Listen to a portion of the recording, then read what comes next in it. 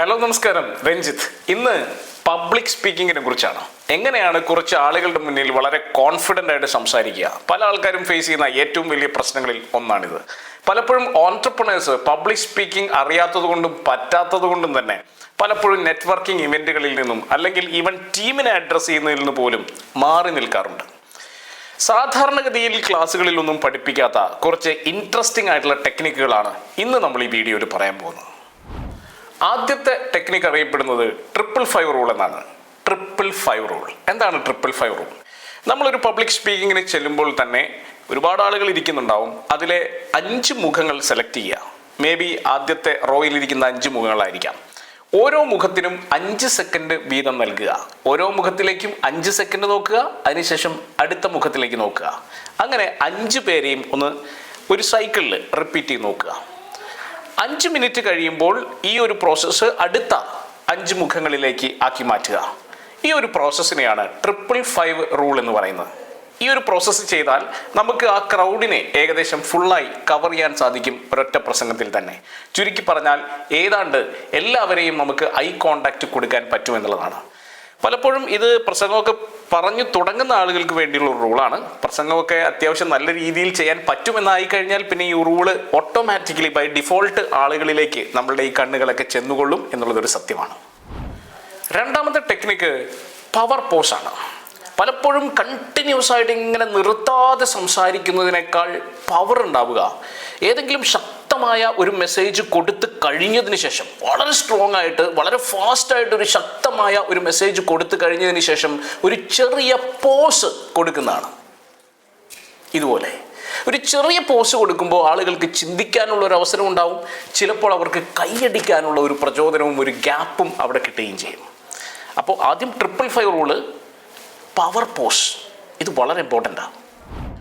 അടുത്തത് 3 പാർട്ട് എന്ന് പറയുന്ന ഒരു കോൺസെപ്റ്റാണ്. നമുക്ക് വേണമെങ്കിൽ പ്രസംഗം ആരംഭിക്കുന്ന സമയത്ത് ഒരു ചോദ്യത്തോടു കൂടി ആരംഭിക്കാം. ആളുകൾക്കെല്ലാം കണക്ട് ചെയ്യാൻ പറ്റുന്ന ഒരു ചോദ്യം: എന്തിനു വേണ്ടിയാണ് നിങ്ങൾ ജീവിക്കുന്നത്? ഒരു എക്സാമ്പിളാണ്. ഈ ചോദ്യം ആളുകളിലേക്ക് എറിഞ്ഞു കൊടുക്കുമ്പോൾ അവർക്ക് ചിന്തിക്കാനുള്ളൊരു അവസരമാണ്. എന്തിനു വേണ്ടിയായിരിക്കും നമ്മൾ ജീവിക്കുന്നത്? ചിന്തിക്കാനുള്ളൊരു അവസരം നമ്മൾ കൊടുക്കുകയാണ്. അവരെ നമ്മൾ എൻഗേജ് ചെയ്യുന്നു, കണക്ട് ചെയ്യുന്നു. അത് കഴിഞ്ഞിട്ട് വേണമെങ്കിൽ നമുക്ക് എന്ത് ചെയ്യാം, അവരെ ഒന്നുകൂടി കണക്ട് ചെയ്യാൻ ഏതെങ്കിലും ഒരു സ്റ്റോറി നമുക്ക് എക്സ്പ്ലെയിൻ ചെയ്യാം. ഏതെങ്കിലും വളരെ മോട്ടിവേഷണൽ ആയിട്ടുള്ള ഒരു സ്റ്റോറി ആയിരിക്കാം. ആ സ്റ്റോറിയും ഒരുപാട് സമയം പറഞ്ഞു വെറുപ്പിക്കാൻ പാടില്ല കേട്ടോ. ഒരു 2 മിനിറ്റിൽ കൂടുതലൊന്നും സ്റ്റോറിയൊന്നും ആൾക്കാർ കേട്ടിരിക്കില്ല. അപ്പോൾ വളരെ ചെറിയ വളരെ ഇമ്പാക്റ്റ്ഫുൾ ആയിട്ടുള്ള ഒരു സ്റ്റോറി വേണമെങ്കിൽ നമുക്ക് പറയാം. ഒപ്പം ആ സ്റ്റോറി കഴിഞ്ഞിട്ട് ഒരു മെസ്സേജ് കൂടി അതുമായി കണക്ട് ചെയ്ത് പറയാൻ പറ്റിയാൽ നിങ്ങളുടെ ഇൻട്രൊഡക്ഷൻ ഗംഭീരമാകും എന്നുള്ളതാണ് സത്യം. അതുപോലെ മറ്റൊരു സംഭവം ഓപ്പൺ പാം എന്നുള്ളതാണ്. സംസാരിക്കുന്ന സമയത്ത് നമ്മൾ കൈകൾ വിടർത്തി സംസാരിക്കുക, ഓപ്പൺ പാമിൽ സംസാരിക്കുക. അല്ലാതെ നമ്മൾ മുട്ടി ചുരുട്ടി സംസാരിക്കുമ്പോഴും കൈ കെട്ടിന്ന് സംസാരിക്കുമ്പോഴും ഒക്കെ ഒരു ഡിഫെൻസീവ് ആയിട്ടുള്ളൊരു ഫീലിംഗ് ഉണ്ടാവുക. അതിന് പകരം നമ്മൾ ഓപ്പണായിട്ട് സംസാരിക്കുമ്പോൾ നമ്മൾ വളരെ എല്ലാവരെയും അംഗീകരിക്കുന്ന, എല്ലാവരെയും ആക്സെപ്റ്റ് ചെയ്യുന്ന, നമ്മൾ വളരെ ഓപ്പൺ ആയിട്ടുള്ള ഒരു പേഴ്സണാലിറ്റി ആയിട്ട് ആളുകൾക്ക് ഫീൽ ചെയ്യും. അപ്പം അതുകൊണ്ട് തന്നെ ഓപ്പൺ പാമിൽ സംസാരിക്കാനായിട്ട് ശ്രമിക്കുക. മാത്രമല്ല എല്ലാവരെയും അഡ്രസ്സ് ചെയ്യുന്ന പോലത്തെ ഒരു ഫീലിംഗ് ഉണ്ടാവുകയും ചെയ്യും. അടുത്തൊരു പ്രധാനപ്പെട്ട പോയിന്റ്, പലപ്പോഴും ആദ്യമായിട്ടൊക്കെ പ്രസംഗിക്കാൻ കയറുന്ന സമയത്ത് നമുക്ക് ചിലപ്പോൾ ഒരു നെർവസ്നെസ് ഫീൽ ചെയ്യാം, ഒരു പേടിയൊക്കെ ഫീൽ ചെയ്യാം. ആദ്യമായിട്ട് മാത്രമല്ല, ഇപ്പം എനിക്ക് തോന്നുന്നു പേഴ്സണലി ഞാൻ 6ാം ക്ലാസ്സിൽ ആദ്യമായിട്ടൊരു സ്റ്റേജിൽ കയറുന്നത്, ഒരു കഥാപ്രസംഗം പറയാനാണ് കയറുന്നത്. എനിക്കിപ്പോഴും ഓർമ്മയുണ്ട്. അന്ന് മുട്ടിടിച്ച ഇടി എനിക്കിപ്പോഴും കൃത്യമായിട്ട് ഓർമ്മയുണ്ട്. ഭയങ്കര പേടിച്ചിട്ടാണ് നമ്മൾ കയറുന്നത്. ഈ പേടി മാറ്റാനുള്ള ഏറ്റവും നല്ല ടെക്നിക്ക് ഒരു നല്ല ബ്രീത്ത് ഇന്നും ബ്രീത്ത് ഔട്ടുമാണ്. അപ്പോൾ അതുകൊണ്ട് തന്നെ സ്റ്റേജിലേക്ക് കയറുന്നതിന് മുമ്പ് നന്നായി ഒന്ന് ബ്രീത്ത് ചെയ്യുക, പതുക്കെ ഒന്ന് എക്സെയിൽ ചെയ്യുക. ഇതൊരു 4-5 തവണയെങ്കിലും മിനിമം റിപ്പീറ്റ് ചെയ്യുക. അങ്ങനെ ആയിക്കഴിഞ്ഞാൽ ഓട്ടോമാറ്റിക്കലി ചില ആൾക്കാർ പുഷപ്സ് ഒക്കെ എടുക്കുന്ന കാണാം. നല്ലതാണ്. ആക്ച്വലി നെർവസ്നെസ് മൊത്തം ഒന്ന് കുറയ്ക്കുകയും നമ്മുടെ എനർജി ഒന്ന് അല്പം കൂട്ടാനായിട്ട് ഇത് സഹായിക്കുകയും ചെയ്യും.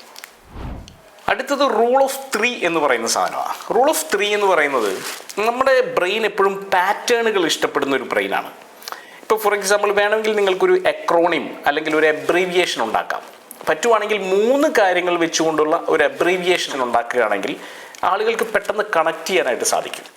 ഇപ്പോൾ ഫോർ എക്സാമ്പിൾ DMART എന്ന് പറയുന്ന ഹൈപ്പർ മാർക്കറ്റിൻ്റെ സക്സസ് ഫോർമുല എന്ന് പറയുന്നത് 3 കാര്യങ്ങളെ ആശ്രയിച്ചിരിക്കുന്നു എന്ന് നമ്മൾ പറയുന്നു. എന്നിട്ട് പറയുന്നു, ഒന്ന് സപ്ലയേഴ്സ്, മറ്റൊന്ന് സ്റ്റാഫ്, മറ്റൊന്ന് കസ്റ്റമേഴ്സ്. സപ്ലയേഴ്സിന് കറക്റ്റായിട്ട് പേയ്മെൻറ്റ് കൊടുക്കുക, ആ പേയ്മെൻറ്റ് കൊടുക്കുന്നതിൽ നിന്ന് ഉണ്ടാവുന്ന ലാഭം വെച്ച്, അതായത് നേരത്തെ പേയ്മെൻറ്റ് കൊടുക്കുമ്പോൾ നല്ലൊരു ഓഫറിൽ കിട്ടും, ആ ലാഭം കസ്റ്റമേഴ്സിലേക്ക് കൊടുക്കുക, അങ്ങനെ ഉണ്ടാവുന്ന നല്ല ബിസിനസ്സിൽ നിന്ന് ബെനിഫിറ്റ് സ്റ്റാഫിനും കൊടുക്കുക എന്ന് പറയുന്ന ആ ഒരു ട്രയാങ്കിൾ ഫ്രെയിം വർക്ക്. അപ്പോൾ മൂന്നിൻ്റെ പാറ്റേണുകളായിട്ട് ഏതെങ്കിലും ഒരു കാര്യത്തെ അവതരിപ്പിക്കുമ്പോൾ ആളുകളുടെ മനസ്സിലേക്ക് അത് വളരെ ഈസി ആയിട്ട് ഒരു പാറ്റേൺ എന്നുള്ള രൂപത്തിൽ ഇടിച്ചു കയറും. അതുപോലെ ഞാൻ നേരത്തെ പറഞ്ഞ പോലെ ഒരു സ്റ്റോറിയൊക്കെ പറയുന്ന സമയത്ത് 2 മിനിറ്റിൽ കൂടുതൽ പറയാതിരിക്കുക, അല്ലെങ്കിൽ പിന്നെ നിങ്ങൾ അത്രയും നല്ലൊരു കാഥികനായിരിക്കണം. നല്ല സ്റ്റോറി ടെല്ലറാണെങ്കിൽ കുറച്ച് സമയം കൂടിയൊക്കെ ആൾക്കാർ കേട്ടിരിക്കും. പക്ഷെ അല്ലെങ്കിൽ പിന്നെ അതുപോലെ തന്നെ ഈ വാട്സപ്പിൽ നിന്ന് അവിടുന്ന് ഇവിടുന്നൊക്കെ കണ്ടിട്ടുള്ള സ്റ്റോറികളൊക്കെ പറയുന്ന സമയത്ത് ആദ്യം തന്നെ ഒരു മുൻകൂർ ജാമ്യം എടുക്കുന്നത് നല്ലതാണ്. ചിലപ്പോൾ നിങ്ങളിത് കേട്ടിട്ടുണ്ടാവും, എന്നാലും ഞാൻ പറയുകയാണ് എന്ന് പറഞ്ഞിട്ട്. കാരണം എന്തോ ഒരു പുതിയ കാര്യം പറയാൻ പോവുകയാണെന്നുള്ളൊരു ഫീലിങ്ങിൽ പറഞ്ഞു കഴിഞ്ഞാൽ ആളുകൾ ഇതൊക്കെ നമ്മൾ കേട്ടിട്ടുള്ളതല്ലേ എന്നുള്ളൊരു ഫീലിംഗ് ഉണ്ടാവും. അപ്പോൾ അതുകൊണ്ട് ഒരു മുൻകൂർ ജാമ്യം എടുക്കുക, നിങ്ങൾ കേട്ടിട്ടുണ്ടാവും എങ്കിലും ഞാൻ ഒന്നുകൂടെ പറയുകയാണേ എന്ന് പറഞ്ഞാൽ ആൾക്കാർക്ക് കണക്ട് ചെയ്യും, ആൾക്കാർ ഒന്നുകൂടെ എൻജോയ് ചെയ്യും. അതുപോലെ തന്നെ ലൈറ്റ് ഹൗസ് മെത്തേഡ് എന്ന് പറയുന്ന ഒരു സംഭവമുണ്ട്.